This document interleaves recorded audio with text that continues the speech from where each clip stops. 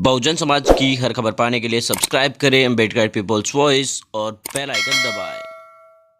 सिर्फ उसके कार्यकर्ताओं के संघर्ष के बदौलत ये हो पाया। आज ये जो मकाम मिला है कि आपकी चर्चाएं हैं, इसके लिए भी भीम आर्मी को बहुत बहुत साधुवाद, धन्यवाद सभी कार्यकर्ता पदाधिकारियों को। जरूरी बात यह है कि संघर्ष की शुरुआत तो हो चुकी है, आंदोलन का बिगुल तो फूंक चुका है। अब बिहार में कुछ सीटों पे, लगभग 24 सीटों पे हम लोग चुनाव लड़े थे, 23 पे।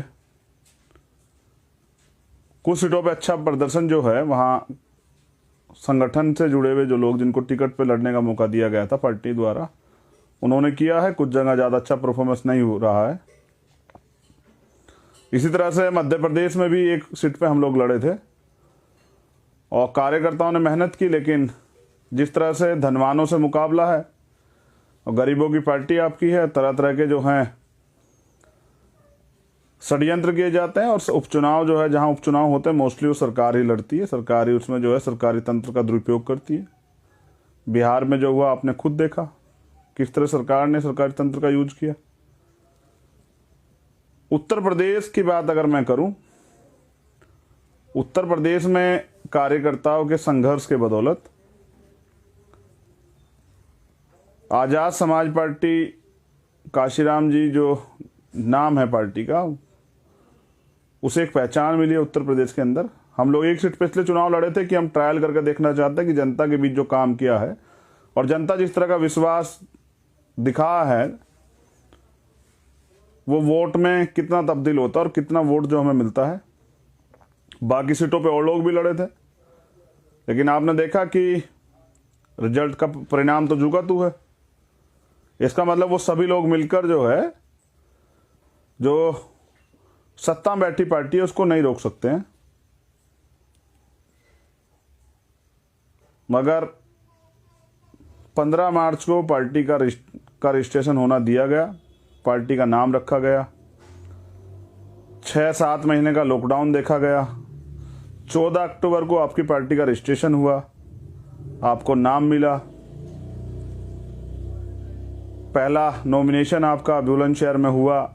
हाजी यामीन जी जो प्रत्याशी थे, बहुत ईमानदार, संघर्षशील प्रत्याशी हमारे। उसके बाद चुनाव चिन्ह जो बहुत महत्वपूर्ण होता है, वो 20 से 22 तारीख को मिला और 10 दिन का चुनाव जो है, ईमानदारी से जो कार्यकर्ताओं की टीम वहां लगाई गई थी, उन्होंने लड़ा और गांव-गांव जाकर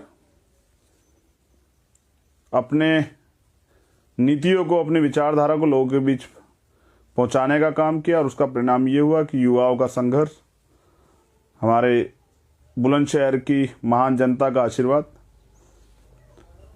13,530 लगभग वोट आपको मिले। ये संतुष्टि वाला वोट नहीं है, मैं इससे संतुष्ट नहीं हूं।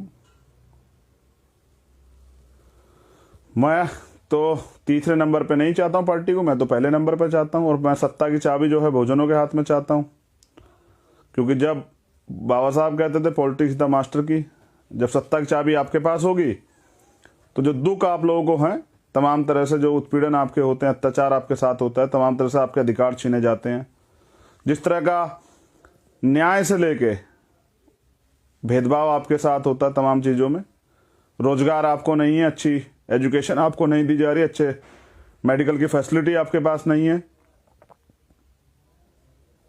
जमीनें आपके पास नहीं है, बिजनेस आपके पास नहीं है। ये जो सारी चीजें जिनके लिए एक दैनिक जीवन में आप लोग परेशान रहते हैं, करोड़ों की संख्या में यूपी के अंदर नौजवान हैं जो बेरोजगार।